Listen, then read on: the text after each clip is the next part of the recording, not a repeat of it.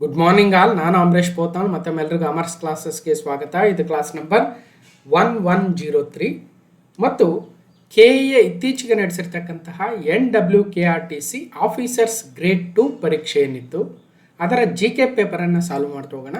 10/4/2026 ನಡೆಸಿರ್ತಕ್ಕಂಥ ಈ ಪರೀಕ್ಷೆಯ ಕಂಪ್ಯೂಟರ್ ಪ್ರಶ್ನೆಗಳನ್ನು ಕಂಪ್ಲೀಟ್ ಆಗಿ ವಿತ್ ಪ್ರಾಕ್ಟಿಕಲ್ ಅನಾಲಿಸಿಸ್ ಮಾಡ್ತಾ ಹೋಗೋಣ. ಓಕೆ, ಅದಕ್ಕಿಂತ ಮುಂಚೆ ಯಾಕೆ ಕೆ ಎ ನಡೆಸ್ತಕ್ಕಂಥ ಪರೀಕ್ಷೆಗಳು ಬಹಳ ಇಂಪಾರ್ಟೆಂಟ್ ಆಗುತ್ತೆ ಮುಂದಿನ ಸ್ಪರ್ಧಾತ್ಮಕ ಪರೀಕ್ಷೆಗಳಿಗೆ. ಅದು ಯಾವಾಗೇ ನಡೆಸಲಿ ನೋಡಿ, ಎಒ ಕೃಷಿ ಅಧಿಕಾರಿಗಳ ಪರೀಕ್ಷೆಯನ್ನು ಕೂಡ ಅವ್ರಿಗೆ ವಹಿಸಿದ್ದಾರೆ ಅನ್ನೋದು ಇಲ್ಲಿ ಗಮನಿಸಬೇಕಾಗುತ್ತೆ. ಹಲವಾರು ಗ್ರೂಪ್ ಸಿ ಹುದ್ದೆಗಳು, BAO, PDO ಅಲ್ವಾ, PDO ಒಂದು KPSC ನಡೆಸ್ತಾ ಇರಬೇಕು. ಹೀಗೆ ಹಲವಾರು ಪರೀಕ್ಷೆಗಳನ್ನು KPSCಗಳು ನಡೆಸ್ತಾ ಇದ್ದಾವೆ. ಸೊ ಭಾಳಷ್ಟು ದಿನಗಳ ನಂತರ ಮತ್ತೊಂದು ಪರೀಕ್ಷೆ ನಡೀತಾ ಇದೆ. ಅದರ ಕ್ವಶನ್ ಪೇಪರ್ನ ಸಾಲ್ವ್ ಮಾಡಿ ಅಂತ ಕೇಳಿದ್ರಿ. ಸೊ ನೋಡೋಣ, ಒಂದೊಂದಾಗಿ ಸಾಲ್ವ್ ಮಾಡ್ತಾ ಹೋಗೋಣ. ಈಗ ಫಸ್ಟು ಕಂಪ್ಯೂಟರ್ ಪ್ರಶ್ನೆಗಳನ್ನು ಇವತ್ತು ತೆಗೆದುಕೊಳ್ತಾ ಹೋಗೋಣ. ಓಕೆ, ಸೊ ನಂತರ ಕರೆಂಟ್ ಅಫೇರ್ಸ್ ಆಗಿರ್ಬೋದು, ಜಿಯೋಗ್ರಫಿ, ಪಾಲಿಟಿ, ಎನ್ವಿರಾನ್ಮೆಂಟು, ಎಕನಾಮಿಕ್ಸು ಒಂದೊಂದೇ ಸಾಲ್ವ್ ಮಾಡ್ತಾ ಹೋಗೋಣ. 10/4/2026 KA ನಡೆಸಿರ್ತಕ್ಕಂಥ NWKRTC ಅಧಿಕಾರಿ ಗ್ರೇಡ್ 2 ದರ್ಜೆಯ ಹುದ್ದೆಗಳ ಪರೀಕ್ಷೆಯ GK ಪತ್ರಿಕೆ, ಪ್ರಶ್ನೆ ಪತ್ರಿಕೆ. ಸೊ ಇದರ ಒಂದು ಅನಾಲಿಸಿಸ್ ನೋಡ್ತಾ ಹೋದರೆ ಹಿಸ್ಟ್ರಿಯಿಂದ ಒಂದು 10 ಕ್ವಶನ್ ಬಂದಿತ್ತು, ಜಿಯೋಗ್ರಫಿಯಿಂದ 9, ಪಾಲಿಟಿ ಕಾನ್ಸ್ಟಿಟ್ಯೂಷನಿಂದ 7, ಎಕನಾಮಿಕ್ಸಿಂದ ನೇರವಾಗಿರಲಿಲ್ಲ, ಒಂದೆರಡು ಕರೆಂಟ್ ಅಫೇರ್ಸ್ ರಿಲೇಟೆಡ್ ಇರ್ಬೋದು. ಕರೆಂಟ್ ಅಫೇರ್ಸ್ ಸುಮಾರು 29ರಿಂದ 30 ಪ್ರಶ್ನೆಗಳು ಬಂದಿತ್ತು. So static GK 1, general science 8, mental ability 25 ಪ್ರಶ್ನೆ ಬಂದಿದ್ವು. ಎನ್ವಿರಾನ್ಮೆಂಟ್ 4 ಮತ್ತು ಪಂಚಾಯತ್ ರಾಜ್ ಮೇಲೆ 2 ಪ್ರಶ್ನೆ ಇತ್ತು. ಹಾಗೆ ಕಂಪ್ಯೂಟರ್ ಮೇಲೆ 5 ಪ್ರಶ್ನೆ ಇತ್ತು. ಒಟ್ಟು 100 ಪ್ರಶ್ನೆಗಳು. ಈ 5 ಕಂಪ್ಯೂಟರ್ ಮೇಲೆ ಏನು ಪ್ರಶ್ನೆಗಳಿತ್ತು ಇವತ್ತು ನಾವು ನೋಡ್ತಾ ಹೋಗ್ತಾ ಇದ್ದೀವಿ. ಮತ್ತು ನಿಮಗೆ ಗೊತ್ತಿರ್ಬೋದು, ಕಂಪ್ಯೂಟರ್ ವೀಡಿಯೋಸ್ಗೆ ಒಂದು ಪ್ಲೇ ಲಿಸ್ಟ್ ಇದೆ. ಆ ಪ್ಲೇ ಲಿಸ್ಟಲ್ಲಿ ಸುಮಾರು 100 ವೀಡಿಯೋ ಇರ್ಬೋದೇನೋ. ಅದರಲ್ಲಿ ಥೆರಾಟಿಕಲ್ ವೀಡಿಯೋಸ್ ಇದ್ದಾವೆ, ಜೊತೆಗೆ MCQಗಳನ್ನು ಸಾಲ್ವ್ ಮಾಡಿರ್ತಕ್ಕಂಥವು. MCQ ಅಂದರೆ ಪ್ರಶ್ನೆ ಪತ್ರಿಕೆ, ರಿಯಲ್ ಪ್ರಶ್ನೆ ಪತ್ರಿಕೆಯಲ್ಲಿ ಬಂದಿರತಕ್ಕಂಥ ಕಮ್ಯುನಿಕೇಷನ್ ಪೇಪರಲ್ಲಿ ಬಂದಿರುವ 30 ಪ್ರಶ್ನೆಗಳನ್ನು ಸಾಲ್ವ್ ಮಾಡಿದ್ದೀವಿ. ಸೊ ಮತ್ತೆ ಹೇಳೋ ಅವಶ್ಯಕತೆ ಇಲ್ಲ, ನೀವು ನೋಡಿರ್ತೀರ ಅಂತ ಭಾವಿಸ್ತಾ. ಅದು ಇತ್ತೀಚೆಗೆ ಕೂಡ ಹಲವಾರು ವಿಡಿಯೋಗಳನ್ನು ಆ್ಯಡ್ ಮಾಡಿದ್ದೀವಿ. ಕಂಪ್ಯೂಟರ್ ವೈರಸಸ್, ಮಾಲ್ವೇರ್ಸ್ ಮೇಲೆ ಇರ್ಬೋದು, ಅಥವಾ types of hackers and hacking tools ಆಗಿರ್ಬೋದು, project management and time management tools ಆಗಿರ್ಬೋದು, ಅದೇ ರೀತಿಯಲ್ಲಿ Microsoft products tools, Google products and tools, ಅದ್ರ ಜೊತೆಗೆ ಲಾಜಿಕ್ ಗೇಟ್ಸ್ ಆಗಿರ್ಬೋದು, ಇಮೇಲ್ ಆಗಿರ್ಬೋದು, ಹಾಗೆ Microsoft office, MS PowerPoint ಮೇಲೆ ಇವತ್ತು ಪ್ರಶ್ನೆ ಇತ್ತು, ಮುಂದೆ ಹೇಳ್ತೀನಿ. MS ಎಕ್ಸೆಲ್ ಮೇಲೆ ಕೇಳಿದ್ದಾರೆ, ವರ್ಡ್ ಮೇಲೆ, ವಿಂಡೋಸ್ ಮೇಲೆ. ಹೀಗೆ ಥೆರಾಟಿಕಲ್ ವಿಡಿಯೋಸ್ ಇದ್ದಾವೆ, ಜೊತೆಗೆ ಕ್ವಶನ್ ಪೇಪರ್ ಸಾಲ್ವ್ ಮಾಡಿರ್ತಕ್ಕಂಥವು ಕೂಡ ಇದ್ದಾವೆ. ಇತ್ತೀಚೆಗೆ STFDA 4 ಕ್ವಶನ್ ಪೇಪರ್ ಇತ್ತು. ಸೊ HKSDA ಕ್ಲಾಸ್ ನಂಬರ್ 1068, ಹಾಗೆ ನಮ್ಮ HKSDA 1042 ಮತ್ತು FDA ಕ್ಲಾಸ್ ನಂಬರ್ಸ್ ಕೂಡ ಹೋಗಿ ನೋಡಿ. ಒಂದು ತಿಂಗಳು ನೀವು ಕಂಪ್ಯೂಟರ್ ವೀಡಿಯೋಸ್ ನೋಡಿಬಿಟ್ರೆ ದಿನಕ್ಕೊಂದು 2, 3, 4 ಡಿಪೆಂಡ್ಸ್ ಅಲ್ವಾ. ಒಂದು ತಿಂಗಳಲ್ಲಿ ಡೆಫಿನೆಟ್ಲಿ ಒಂದು ಕಾನ್ಫಿಡೆನ್ಸ್ ಕೊಡ್ತೀನಿ. ನೀವು ಕಂಪ್ಯೂಟ್ರು ಪ್ಲೇಲಿಸ್ಟ್ ನೋಡೋದಕ್ಕೆ ಮುಂಚೆ, ನೋಡಿದ ನಂತರ ನಿಮ್ಮಲ್ಲಿರ್ತಕ್ಕಂಥ ನಾಲೆಜು ಡೆಫಿನೆಟ್ ಆಗಿ ಹೆಚ್ಚಾಗಿರುತ್ತೆ. ಒಂದೇ ಒಂದು ತಿಂಗಳು ಎಫರ್ಟ್ ಬೇಕು ನಿಮ್ಮಿಂದ. ಆ ಎಫರ್ಟ್ ಹಾಕಿ ನಿಮ್ಮ ಸ್ಕೋರನ್ನು 10 ಬರ್ತಾಯಿದ್ರೆ 15 ಮಾಡ್ಕೊಳ್ರಿ, 15 ಬರ್ತಾಯಿದ್ರೆ 20 ಮಾಡ್ಕೊಳ್ರಿ, 20 ಬರ್ತಾಯಿದ್ರೆ 25 ಆಗೇ ಆಗುತ್ತೆ. ಇನ್ನೂ ಹೆಚ್ಚಿಗೆ ಆಗ್ಬೋದು. ಆ ಕಾನ್ಫಿಡೆನ್ಸನ್ನು ಕೊಡ್ತಾ ಈಗ ಕ್ವಶನ್ಸನ್ನು ಸಾಲ್ವ್ ಮಾಡ್ತಾ ಹೋಗೋಣ. 10/4/2026 ಈ ಒಂದು KA NWKRTC ಆಫೀಸರ್ಸ್ ಗ್ರೇಡ್ 2 ಹುದ್ದೆಯ GK ಪೇಪರ್ನ ಮೊದಲ ಕಂಪ್ಯೂಟರ್ ಪ್ರಶ್ನೆ ಕ್ವಶನ್ ನಂಬರ್ 11ರಲ್ಲಿತ್ತು. ಹೊಂದಿಸಿ ಬರೆಯಿರಿ ಅಂತ ಕೊಟ್ಟಿದ್ದಾರೆ. Match the following.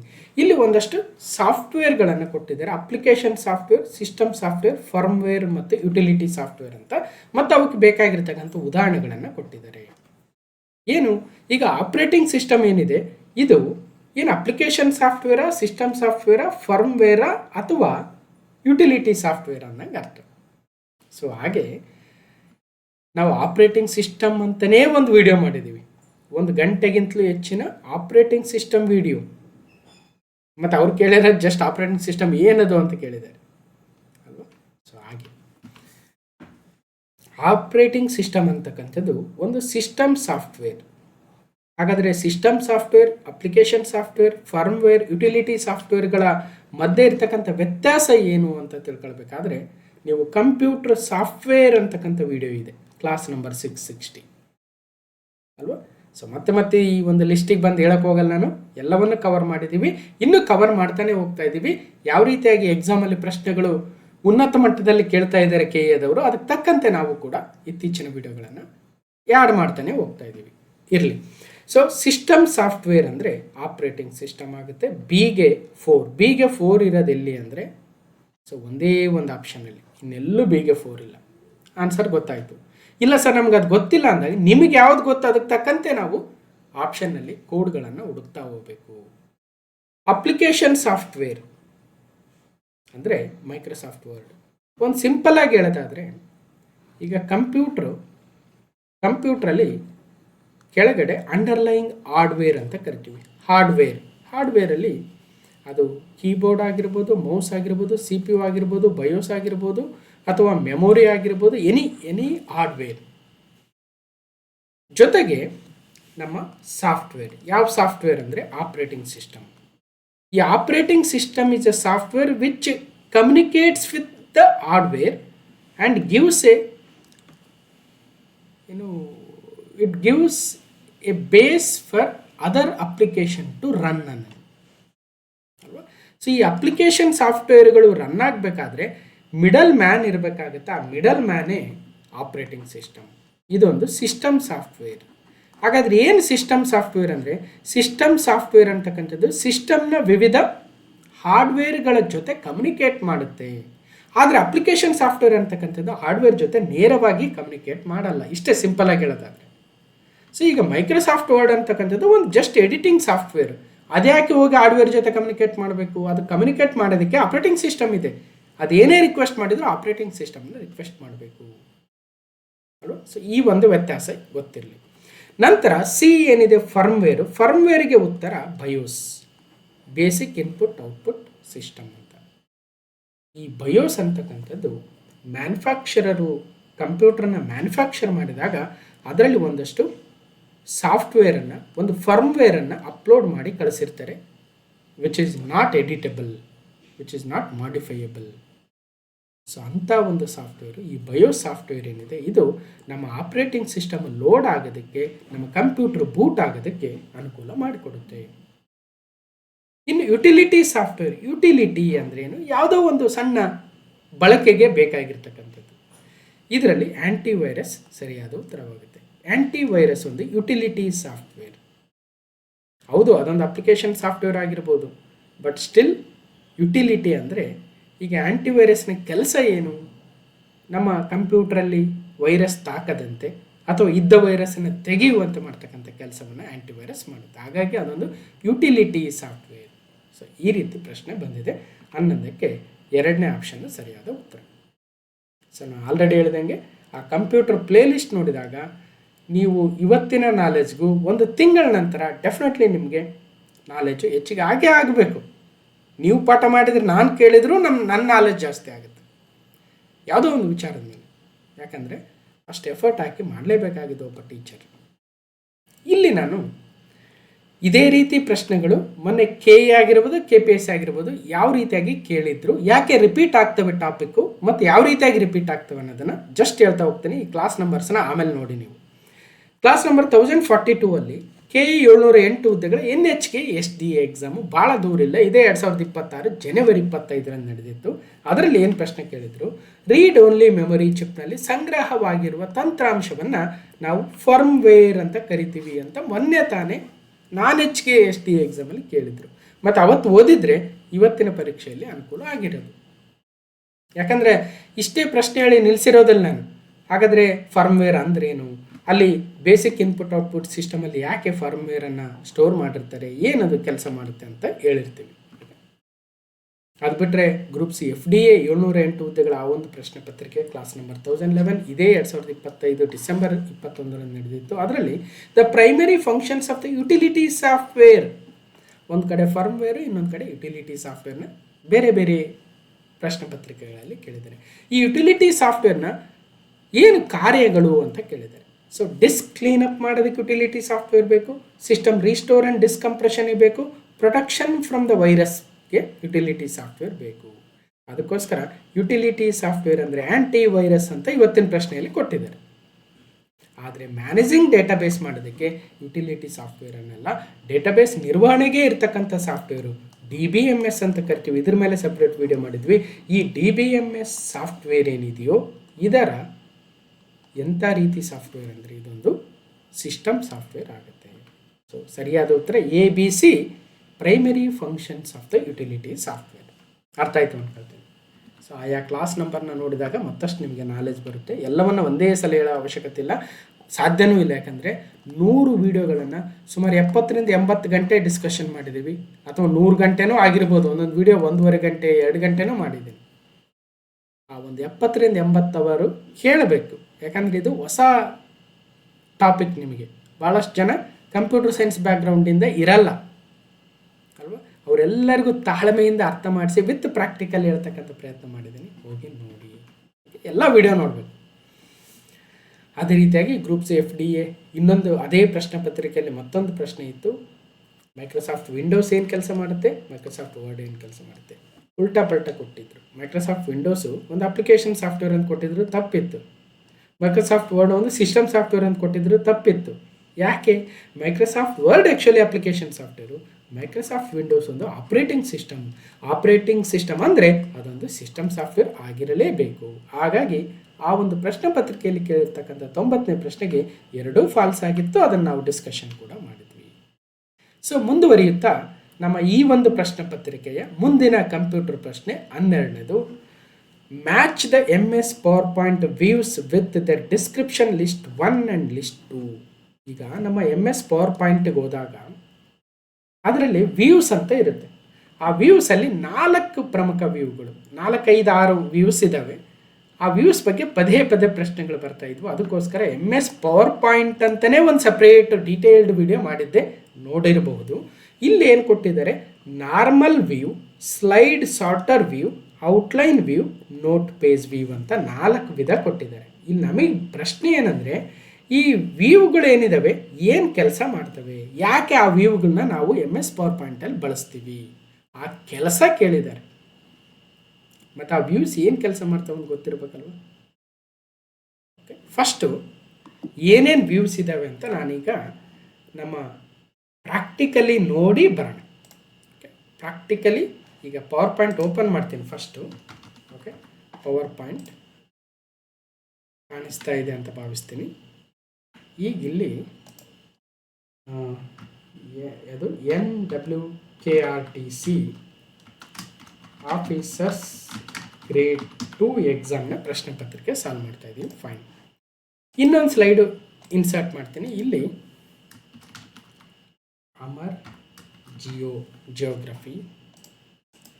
Next new slide ಅಮರ್ ಕಂಪ್ಯೂಟರ್. ಓಕೆ, ಇನ್ನೊಂದು ಸ್ಲೈಡ್ ಆ್ಯಡ್ ಮಾಡ್ತೀನಿ. ಕಾಣಿಸ್ತಾ ಇದೆ ಅನ್ಕೊಳ್ತೀನಿ. Okay, fine. ಸೊ ಇನ್ನೊಂದು ಸ್ಲೈಡಲ್ಲಿ ಅಮರ್ ಎನ್ವಿರಾನ್ಮೆಂಟ್. ಓಕೆ, ಇನ್ನೊಂದು ಸ್ಲೈಡ್ ಆ್ಯಡ್ ಮಾಡೋಣ. ಸೊ ಅಮರ್ CA ಕರೆಂಟ್ ಅಫೇರ್ಸ್. ಹೀಗೆ 4 ಸ್ಲೈಡ್ ಸಿಂಪಲ್ಲಾಗಿ. ಇಲ್ಲಿ ನಾವು ವ್ಯೂ ಅಂತ ಇದೆ, ಈ ವ್ಯೂಗೆ ಹೋಗಿ ಈಗ ನಾರ್ಮಲ್ ಮೋಡಲ್ಲಿ ಇದ್ದೀವಿ. ನಾವು ನಾರ್ಮಲ್ ಮೋಡಲ್ಲಿ ಏನು ಮಾಡ್ತಾ ಇದ್ದೀವಿ, ನಮ್ಮ ಸ್ಲೈಡ್ಗಳ ಸಂಖ್ಯೆ, ಸ್ಲೈಡ್ಗಳು ಏನಿದ್ದಾವೆ ಲೆಫ್ಟಲ್ಲಿದೆ, ಒಂದೊಂದು ಸ್ಲೈಡ್ ಮೇಲೆ ಕ್ಲಿಕ್ ಮಾಡ್ದಂಗೆಲ್ಲ ಅದನ್ನು ಎಡಿಟ್ ಮಾಡೋದಕ್ಕೆ ಅವಕಾಶವನ್ನು ಕೊಡ್ತಾ ಇದೆ. ಇದು ನಾರ್ಮಲ್ ಮೋಡ್. ಇಲ್ಲಿದೆ ನೋಡಿ, ನಾರ್ಮಲ್ ಮೋಡ್.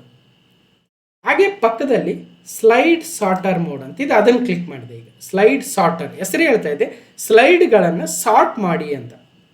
ಏನು ಹೇಳ್ತಾ ಇದೆ, ಸ್ಲೈಡ್ಗಳನ್ನು ಸಾರ್ಟ್ ಮಾಡಿ ಅಂತ ಹೇಳ್ತಾ ಇದೆ. ಸಾರ್ಟ್ ಮಾಡೋಣ. ಈ ಅಮರ್ CA ಇದೆ ಅಲ್ವಾ, ನಾವು ಹೆಚ್ಚಿಗೆ ಕರೆಂಟ್ ಅಫೇರ್ಸ್ ವಿಡಿಯೋ ಮಾಡ್ತಾ ಇರ್ತೀವಿ. ಇದನ್ನು ತಂದು ನಾನು ಏನು ಮಾಡ್ತೀನಿ, ಈ ಫಸ್ಟು ಸ್ಲೈಡ್ ಅಲ್ಲ, ಒಂದು ನಿಮಿಷ. ಸೊ ಈಗ ಅಮರ್ CA ಫಸ್ಟಿಗೆ ಬಂತು. ನಂತರ ಏನು ಮಾಡೋಣ, ಕಂಪ್ಯೂಟರ್ ವಿಡಿಯೋ ತರೋಣ, ಸೆಕೆಂಡ್ ಒನ್. ಓಕೆ, ಅದಾದಮೇಲೆ ಎನ್ವಿರಾನ್ಮೆಂಟ್, ಕೊನೆಗೆ ಜಿಯೋಗ್ರಫಿ ಹಾಕೋಣ. ಈಗ ನೋಡಿ ನಾರ್ಮಲ್ ಮೋಡಿಗೆ ಬಂದಾಗ ಸೊ ಫಸ್ಟು CA ಬಂತು, ಈಗ ನಂತರ ಕಂಪ್ಯೂಟರ್ ಬಂತು ಅಲ್ವಾ. ಸೊ ಈ ಥರ ಸಾರ್ಟ್ ಮಾಡ್ಬೋದು ನಾವು. ಇದು ಸ್ಲೈಡ್ ಸಾರ್ಟರ್ ಮೋಡ್, ರೈಟ್. ಹಾಗಾಗಿ ಪ್ರಶ್ನೆಯಲ್ಲಿ ಸ್ಲೈಡ್ ಸಾರ್ಟರ್ ಮೋಡ್ ಅಂತ ಏನು ಕೊಟ್ಟಿದ್ದಾರೆ, ಈಗ ಯಾವ್ದು ಆನ್ಸರ್ ಆಗುತ್ತೆ ನೀವೇ ಹೇಳಬೇಕು. ಒಂದೇ ನಿಮಿಷ. ಹಾಂ, ಸೊ ಇಲ್ಲಿ ಸ್ಲೈಡ್ ಸಾರ್ಟರ್ ವ್ಯೂ ಅಂತ ಏನಿದೆ, ಈ ಸ್ಲೈಡ್ ಸಾರ್ಟರ್ ವ್ಯೂ ಅಂದರೆ ಶೋಸ್ ಟೈಟಲ್ ಆ್ಯಂಡ್ ಟೆಕ್ಸ್ಟಾ? ತಪ್ಪು. ಡಿಫಾಲ್ಟ್ ವ್ಯೂ ಫಾರ್ ಕ್ರಿಯೇಟಿಂಗ್ ಅಲ್ಲ. Slides associate with speaker notes ಅಲ್ಲ. Displays miniature preview of all slides. Miniature ಅಂದರೆ ಚಿಕ್ಕದಾಗಿ ಎಲ್ಲ ಸ್ಲೈಡ್ಗಳನ್ನು ಒಂದೇ ವ್ಯೂವಲ್ಲಿ ತೋರಿಸುತ್ತೆ ಅನ್ನಂಗೆ ಅರ್ಥ. ಸೊ ಬಿಗೆ 4. ಬಿಗೆ 4 ಇರೋದು ಯಾವುದು? ಬಿಗೆ 4 ಇರೋದು ಕೇವಲ 3ನೇ ಆಪ್ಷನ್ ಮಾತ್ರ. ಸ್ಟಿಲ್ ಬೇರೆದೆ ನೋಡೋಣ. ನಾರ್ಮಲ್ ವ್ಯೂ ಅಂದರೆ ಏನು ನೋಡಿದ್ವಿ?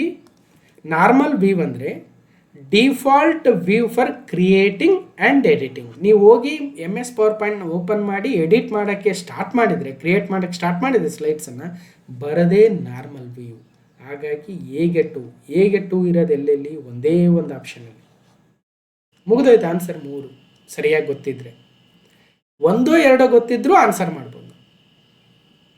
ಓಕೆ, ಇನ್ನು ಔಟ್ಲೈನ್ ವ್ಯೂ ಒಂದಿದೆ ಮತ್ತು ನೋಟ್ ಸ್ಪೇಸ್ ವ್ಯೂ ಒಂದಿದೆ. ಅವೆರಡನ್ನ ನೋಡ್ಕೊಂಡು ಬಂದ್ಬಿಡ. Okay, again I am moving back to MS power point.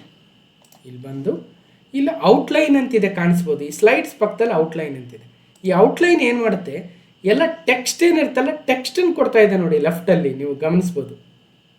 ಬೇಕಾದರೆ ಈ ಅಮರ್ CAದಲ್ಲಿ 2026 ಜಾನ್ CA, ಓಕೆ, ಅದೇ ಥರ 2026 ಫೆಬ್ CA, ಓಕೆ, ಅದೇ ಥರ 2026 ಮಾರ್ಚ್ CA. ಈ ಥರ ಕೊಟ್ಟಾಗ ನಾವು ಔಟ್ಲೈನ್ ವ್ಯೂ ನೋಡಿದಾಗ ನೋಡಿ ಗಮನಿಸಿ.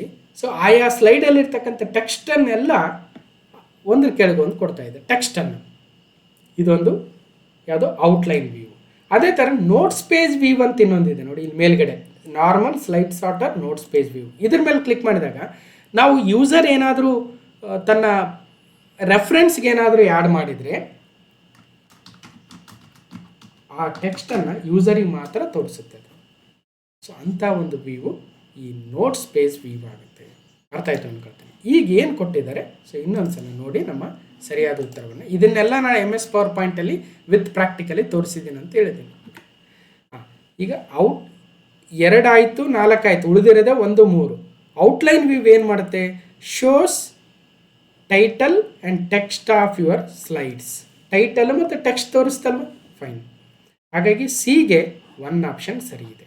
ಇನ್ನು ನೋಟ್ ಸ್ಪೇಸ್ ವ್ಯೂವಲ್ಲಿ ಆ ಸ್ಪೀಕರ್ ಮಾತನಾಡ್ತಕ್ಕಂಥವನು ನಾಳೆ ಸ್ಲೈಡಲ್ಲಿ ಆತನಿಗೆ ಅಸೋಸಿಯೇಟೆಡ್ ನೋಟ್ಸನ್ನು ಕೊಡುತ್ತೆ. So slides associated with speaker notes. So ಸರಿಯಾದ ಉತ್ತರ 12ಕ್ಕೆ 3ನೇ ಆಪ್ಷನ್ ಆಯಿತು ಅಲ್ವಾ? ಸೊ ಈಗೇನು ಗೊತ್ತಾಯ್ತು ನಮಗೆ? MS ಪವರ್ ಪಾಯಿಂಟ್ದು ವ್ಯೂಸು ಕೇಳಿದ್ದಾರೆ. ಸೊ ನಾವು MS ಪವರ್ ಪಾಯಿಂಟ್ ಮೇಲೆ ಕಂಪ್ಲೀಟ್ ವಿಡಿಯೋ ನೋಡಿದರೆ ಒಂದಷ್ಟು ಐಡಿಯಾ ಬರುತ್ತೆ ಅನ್ನೋದು ಇಲ್ಲಿ ಅರ್ಥ ಮಾಡ್ಕೋಬೇಕು.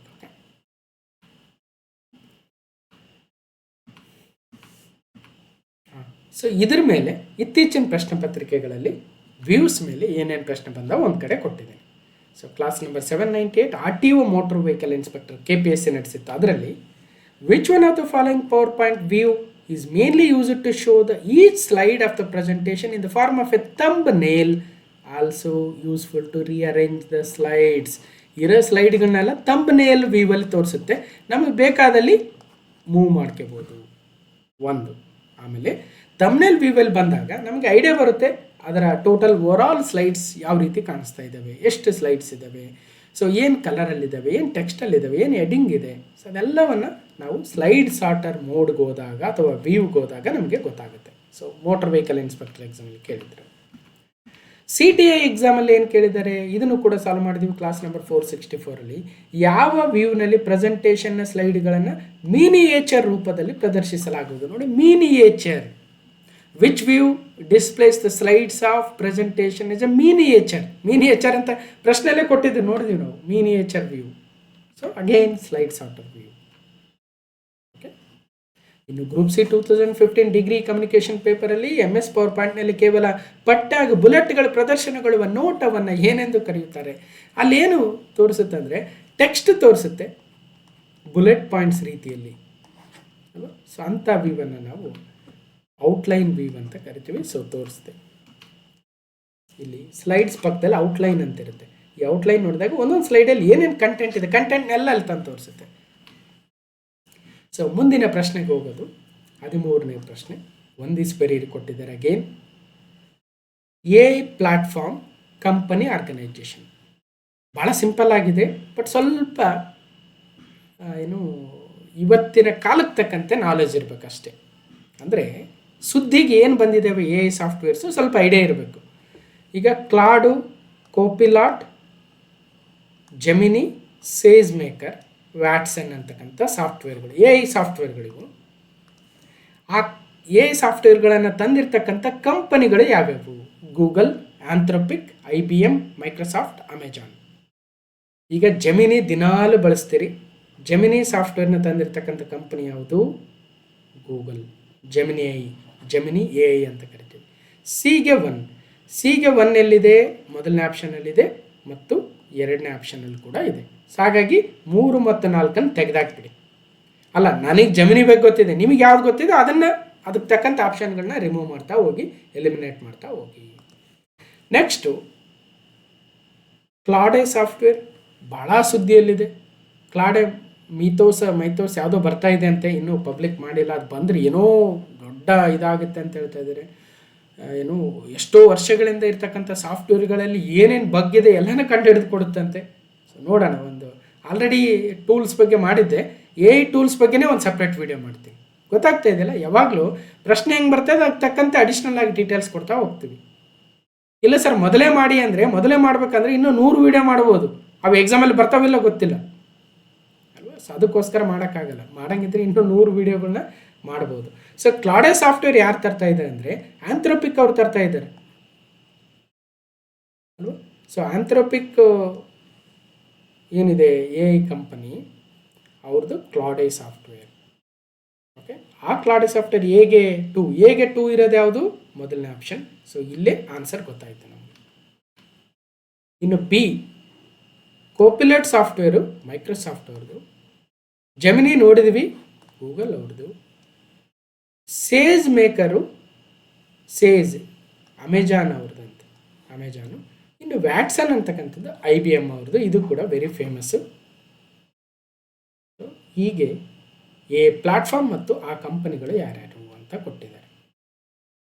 ಮತ್ತು ಅವುಗಳ ಉಪಯೋಗ ಏನು ಅಂತ ಒಂದ್ಸಲ ನೋಡ್ಕೊಂಡ್ರೆ ನಾನು ಇದ್ರ ಬಗ್ಗೆ ಒಂದು ಸಪ್ರೇಟ್ ವೀಡಿಯೋನ ಮಾಡಿ ನಮ್ಮ ಕಂಪ್ಯೂಟರ್ ಪ್ಲೇ ಲಿಸ್ಟ್ಗೆ ಆ್ಯಡ್ ಮಾಡ್ತಾ ಹೋಗ್ತೀನಿ. ಯಾಕಂದರೆ ಪದೇ ಸುದ್ದಿಗೆ ಬರ್ತಾ ಇದ್ದಾವೆ, ಇನ್ನೂ ಭಾಳಷ್ಟು ಸುದ್ದಿಯಲ್ಲಿದ್ದಾವೆ. ಅವೆಲ್ಲವನ್ನು ಕ್ರೋಢೀಕರಿಸಿ ಸಪ್ರೇಟ್ ವೀಡಿಯೋ ಮಾಡ್ತೀನಿ. ಆಲ್ಮೋಸ್ಟ್ ಮಾಡಬೇಕಂತಲೇ ಕಂಟೆಂಟ್ ರೆಡಿ ಮಾಡ್ಕೊಂಡಿದ್ದೀವಿ, ಮಾಡೋಕ್ಕಾಗಿಲ್ಲ. ಸೊ ಒಂದು ಗ್ಲಿಮ್ಸ್ ತೋರಿಸೋದಾದರೆ, generative AI based chat bots ChatGPT open AI ಕಂಪ್ನಿದು, ಮೈಕ್ರೋಸಾಫ್ಟ್ ಅವ್ರದ್ದು ಕೋಪಿಲಾಟ್, ಗೂಗಲ್ ಅವ್ರದ್ದು ಜೆಮಿನೈ, ಕ್ಲೌಡೆ ಆಂಥ್ರೋಪಿಕ್ ಅವ್ರದ್ದು, ಪರ್ಪ್ಲೆಕ್ಸಿಟಿ AI ಅಂತ ಇದೆ. ಇದು ರಿಸರ್ಚ್ ಬೇಸ್ಡು, ಯಾರು ಸ್ಕಾಲರ್ಸ್ ಇರ್ತಾರೆ, ರಿಸರ್ಚ್ ಸ್ಕಾಲರ್ಸ್, ಅವ್ರಿಗೆ ಯೂಸ್ ಆಗುತ್ತೆ. ಮತ್ತು ಟೆಕ್ನಾಲಜಿಕಲ್ ರಿಲೇಟೆಡ್ ಪರ್ಪ್ಲೆಕ್ಸಿಟಿ.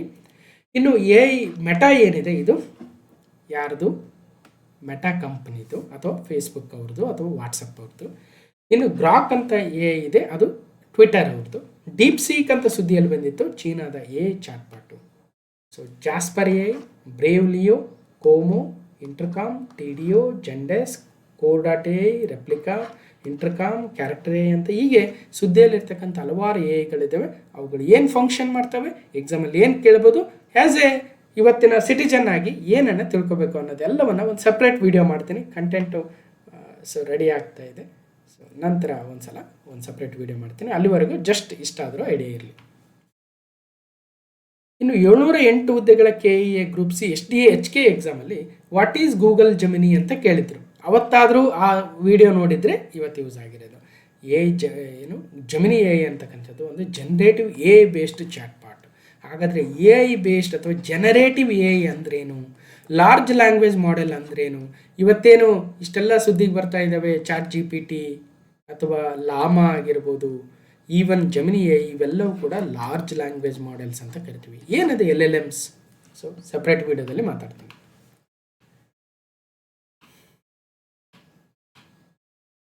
ಇನ್ನು ಮುಂದಿನ ಪ್ರಶ್ನೆ, ಕ್ವಶನ್ ನಂಬರ್ 14, UEFIನ ವಿಸ್ತೃತ ರೂಪವೇನು? UEFI stands for. ಸೊ ಯಾವಾಗಲೂ ವಿಸ್ತೃತ ರೂಪದ ಬಗ್ಗೆ ಕೂಡ ಒಂದು ಪ್ರಶ್ನೆ ಇರ್ತದೆ. ಇದ್ರ ಮೇಲೆ ಕೂಡ ಒಂದು ವಿಡಿಯೋ ಬ್ಯಾಲೆನ್ಸ್ ಇದೆ, ಅದನ್ನು ಕೂಡ ಮಾಡಿಕೊಡ್ತೀನಿ. ಸೊ ನಿಮ್ಮ ನೋಟಿಫಿಕೇಷನ್ ಆಗಲಿ ಅಥವಾ ಗ್ಯಾಪಲ್ಲಿ ಯಾವಾಗಾದರೂ ಮಾಡಿಕೊಡ್ತೀನಿ. ಅದು ಕೂಡ ಆಲ್ಮೋಸ್ಟ್ ರೆಡಿ ಮಾಡ್ಕೊಂಡಿದ್ದೀವಿ. Okay, UEFI. ಇದರ ವಿಸ್ತೃತ ರೂಪ unified extensible firmware interface UEFI. First ಕ್ವಶನಲ್ಲಿ ನಾವು ಬಯೋಸ್ ಅಂತ ಮಾತಾಡಿದ್ವಿ. ಈ ಬಯೋಸ್ ರೀತಿಯಲ್ಲಿ ಇವತ್ತಿನ ಆಧುನಿಕ ಕಂಪ್ಯೂಟರ್ಗಳಲ್ಲಿ UEFI ಬಂದಿದೆ. ಸೊ ಇದ್ರ ಬಗ್ಗೆ ಕೂಡ ಮೊನ್ನೆ ಕ್ಲಾಸ್ ನಂಬರ್ 1025 K708 ಹುದ್ದೆಗಳ ಗ್ರೂಪ್ಸ್ FDA ಕಮ್ಯುನಿಕೇಷನ್ ಪೇಪರಲ್ಲಿ ಮಾತಾಡಿದ್ವಿ. ಅಲ್ಲಿ ಏನು ಕೇಳಿದ್ರು, ಕಾರ್ಯಕ್ಷಮತೆಗೆ ಸಂಬಂಧಿಸಿದಂತೆ ಈ ಕೆಳಗಿನ ಯಾವ ಹೇಳಿಕೆಗಳಲ್ಲಿ ಯಾವುದು ಸರಿ ಯಾವುದು ತಪ್ಪು ಎಂದು ಗುರುತಿಸಿ ಅಂತ ಕೇಳಿದ್ದಾರೆ. ಸೊ ಯಾವ್ದು ಸರಿ ಯಾವ್ದು ತಪ್ಪು ನೋಡೋಣ. ಫಸ್ಟ್ ಏನು ಕೊಟ್ಟಿದ್ದಾರೆ, BIOS basic input output system ಏನಿದೆ has a slower boot time and limited hardware support. BIOS ಸರಿಯಾಗಿದೆ. UEFI ಏನು ಬಂದಿದೆ, ಇದು as a faster boot time and is optimised for modern hardware. ಅಂದರೆ ಎರಡೂ ಕೂಡ ಸರಿಯಾಗಿದೆ. So BIOS slower boot time ಇರುತ್ತೆ, basic input output system slower and serial boot process ಆಗುತ್ತೆ. ಅದಕ್ಕೆ ಲಿಮಿಟೇಷನ್ ಇದೆ.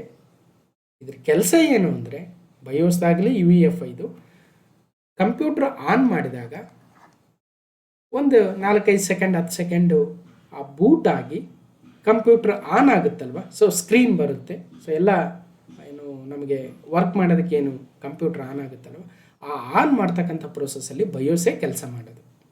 ಅದಕ್ಕೆ ಕನೆಕ್ಟ್ ಆಗಿರ್ತಕ್ಕಂಥ ಎಲ್ಲ ಡಿವೈಸಸ್, ಮೆಮೊರಿ, CPU ಅಥವಾ ಕೀಬೋರ್ಡು, ಮೌಸು ಇವು ಕರೆಕ್ಟ್ ಫಂಕ್ಷನ್ ಆಗ್ತಾ ಇದ್ದಾವ ಇಲ್ವಾ ಅಂತ ಚೆಕ್ ಮಾಡಿ ಕನ್ಫರ್ಮ್ ಮಾಡಿಕೊಂಡು ನಂತರ OSನ ಲೋಡ್ ಮಾಡಿ ಮೆಮೊರಿಗೆ ಅದನ್ನು ಬೂಟ್ ಮಾಡಿ, ಸೊ ಫೈನಲಿ OS ಅಪ್ ಆಗೋದಕ್ಕೆ ಕಾರಣ ಆಗ್ತಕ್ಕಂಥದ್ದೇ ಬಯೋಸ್ ಆಗುತ್ತೆ.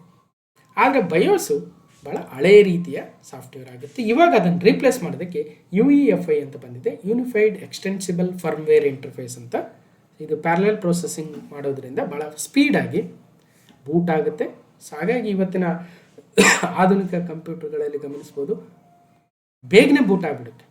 ಸೊ ಕ್ಲಿಕ್ ಮಾಡಿದ ತಕ್ಷಣ ಒಂದು 5-6 ಸೆಕೆಂಡಲ್ಲಿ ಕಂಪ್ಯೂಟ್ರು ಆನ್ ಆಗಿಬಿಡುತ್ತೆ. ಹಿಂದಿನವಾದರೆ ಅದೆಲ್ಲ ತಿರುಗಿ ಎಲ್ಲ ಬಂದು ಮಾಡಿ ಅದೆಲ್ಲ ಪಿಕಪ್ ಆಗೋದಕ್ಕೆ ಒಂದು 2-3 ನಿಮಿಷ ಹಿಡಿತಾ ಇತ್ತು. ಇವತ್ತು ಆಗಲ್ಲ. ಅದಕ್ಕೆ SSD ಕೂಡ ಸಪೋರ್ಟ್ ಮಾಡ್ತಾ ಇದೆ, ಅದು ಬೇರೆ ವಿಚಾರ. ಸೊ ಇನ್ನು ಬೂಟಿಂಗ್ ಓಲ್ಡ್ ವೇ ಏನು ಬಯೋಸು, ನ್ಯೂ ವೇ ಏನು UEFI, ಅವುಗಳ ವಿಸ್ತೃತ ರೂಪವನ್ನು ಕೇಳ್ತಾ ಇದ್ದಾರೆ. ಇದಲ್ಲದೆ ಪ್ರತಿ ಎಕ್ಸಾಮಲ್ಲೂ ಕೂಡ ವಿಸ್ತೃತ ರೂಪ 1-2 ಇರೋದನ್ನು ಕಾಣ್ತಾ ಇದ್ವಿ. ಎಕ್ಸ್ಪ್ಯಾನ್ಷನ್ ಮಾಡೋದಕ್ಕೆ ಏನೇನಿದ್ದಾವೆ ಅದ್ರ ಮೇಲೆ ಸ್ವಲ್ಪ ಎಕ್ಸ್ಪ್ಲನೇಷನ್ ಕೊಟ್ಟು ಒಂದು ವಿಡಿಯೋ ಮಾಡ್ತೀನಿ, ಸೊ ನೋಡೋಣ. ಓಕೆ,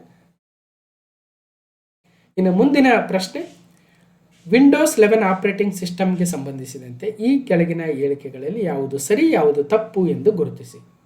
ವಿಂಡೋಸ್ 11ಗೆ ಪರ್ಟಿಕ್ಯುಲರ್ ಆಗಿ ಕೇಳಿದರೆ, task manager use to remove installed softwares. Task manager ಏನಿದೆ ಅದು ಆಲ್ರೆಡಿ ಇನ್ಸ್ಟಾಲ್ ಆಗಿರ್ತಕ್ಕಂಥ ಸಾಫ್ಟ್ವೇರ್ನ ರಿಮೂವ್ ಮಾಡೋದಕ್ಕೆ ವಿಂಡೋಸ್ 11ನಲ್ಲಿ ಬಳಸ್ತೀವ? ಇಲ್ಲ, ತಪ್ಪಾಗುತ್ತೆ. ಯಾಕೆ? ಟಾಸ್ಕ್ ಮ್ಯಾನೇಜರ್ ಕೆಲಸ ಏನು ಹೇಳ್ತೀನಿ. Device manager use to troubleshoot the hardware problem, ಸರಿ ಇದೆ device manager. So task manager ಅಂದರೆ ಸೊ ಏನೇನು ಟಾಸ್ಕ್ ಇದ್ದಾವೆ ಒಂದು ಎಕ್ಸಾಂಪಲ್ ತೋರಿಸ್ಬಿಡ್ತೀನಿ ಬೇಕಾದರೆ. ಫಸ್ಟು ನಾನು ಕಂಪ್ಲೀಟ್ ಡೆಸ್ಕ್ಟಾಪ್ ಹೋಗ್ತೀನಿ, ಇಲ್ಲಿ ಹೋಗಿ ಟಾಸ್ಕ್ ಮ್ಯಾನೇಜರ್ನ ಓಪನ್ ಮಾಡ್ತೀನಿ. ಇಲ್ಲಿ ನೋಡಿ ಕೆಳಗಡೆ ಟಾಸ್ಕ್ ಮ್ಯಾನೇಜರ್ ಅಂತ ಬರ್ತಾ ಇದೆ. ಈ ಟಾಸ್ಕ್ ಮ್ಯಾನೇಜರಲ್ಲಿ ಏನಿರುತ್ತೆ, ನಾವು ಯಾವ್ಯಾವ ಪ್ರೋಸೆಸ್ನ ರನ್ ಮಾಡ್ತಾ ಇದ್ದೀವಿ, ಅದು ಎಷ್ಟು CPU ಬಳಸ್ತಾ ಇದೆ, ಎಷ್ಟು ಮೆಮೊರಿ ಬಳಸ್ತಾ ಇದೆ, ಎಷ್ಟು ಡಿಸ್ಕ್ ಬಳಸ್ತಾ ಇದೆ, ಇದೆಲ್ಲ ಇರುತ್ತೆ. ಓಕೆ, ಅದ್ರ ಜೊತೆಗೆ ಪರ್ಫಾರ್ಮೆನ್ಸನ್ನು ಕೂಡ ನೋಡ್ಬೋದು. ನಮ್ಮ GPU ಪರ್ಸೆಂಟೇಜ್ ಏನಿದೆ, CPU ಪರ್ಸೆಂಟೇಜ್ ಏನಿದೆ, ಮೆಮೊರಿ ಯೂಸೇಜ್ ಹೇಗಾಗ್ತಾ ಇದೆ, ಡಿಸ್ಕ್ 1 ಡಿಸ್ಕ್ 2 ಅಥವಾ ವೈಫೈ, ಅದೇ ರೀತಿಯಾಗಿ ಬೇರೆ ಬೇರೆ ಆಪ್ಷನ್ಸ್ಗಳನ್ನು ನಾವು ಕಾಣ್ಬೋದು.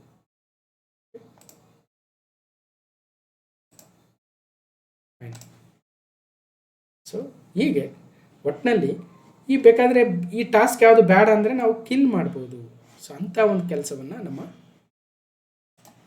ಟಾಸ್ಕ್ ಮ್ಯಾನೇಜರ್ ಮಾಡುತ್ತೆ. ಅದು ಬಿಟ್ಟರೆ ಸಾಫ್ಟ್ವೇರ್ನ ಡಿಲೀಟ್ ಮಾಡೋದಕ್ಕೆ ಅಥವಾ ಅದನ್ನು ರಿಮೂವ್ ಮಾಡೋದಕ್ಕೆ ಬಳಸಲ್ಲ. ಸೊ ಹಾಗಾಗಿ ತಪ್ಪು. Task manager use to remove the installed software is a wrong option. Task manager ಬೇಕಾದರೆ ಪರ್ಫಾರ್ಮೆನ್ಸ್ ಏನಾಗ್ತಾ ಇದೆ, CPU ಯೂಸೇಜ್ ಎಷ್ಟಾಗ್ತಾ ಇದೆ, ಡಿಸ್ಕ್ ಯೂಸೇಜ್ ಏನಾಗ್ತಾ ಇದೆ, ಯಾವ ಪ್ರೋಸೆಸ್ ರನ್ ಆಗ್ತಾ ಇದ್ದಾವೆ, ಅದು ಸಿಸ್ಟಮ್ ಪ್ರೋಸೆಸ್ಸಾ ಯೂಸರ್ ಪ್ರೋಸೆಸ್ಸಾ ತಿಳ್ಕೊಳ್ಳೋಕ್ಕೆ ನಾವು ಟಾಸ್ಕ್ ಮ್ಯಾನೇಜರ್ನ ಬಳಸ್ತೀವೇ ಹೊರತು ಇನ್ಸ್ಟಾಲ್ ಮಾಡಿರ್ತಕ್ಕಂಥ ಸಾಫ್ಟ್ವೇರ್ನ ತೆಗೆದು ಹಾಕಲು ಬಳಸುವುದಿಲ್ಲ. ಅದೇ device manager the name it self says hardware ದೋಷಗಳನ್ನು ಸರಿಪಡಿಸಲು ಉಪಯೋಗಿಸ್ತೀವಿ. ಸೊ ಹಾಗಾಗಿ 15ಗೆ 2ನೇ ಆಪ್ಷನ್ನು ಸರಿಯಾದ ಉತ್ತರವಾಗುತ್ತೆ.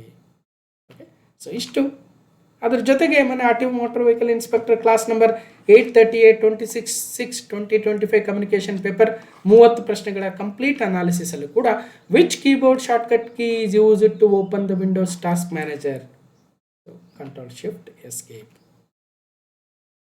ಸೊ ಇಷ್ಟು ಇವತ್ತಿನ ಕ್ಲಾಸ್ ಆಗಿತ್ತು. ಕ್ಲಾಸ್ ನಂಬರ್ 1103ನೇ class KNWKRTC officers grade 2 knowledge GK ಪೇಪರ್ನ ಈ 5 ಕಂಪ್ಯೂಟರ್ ಪ್ರಶ್ನೆಗಳನ್ನು ಮಾತಾಡಿದ್ವಿ.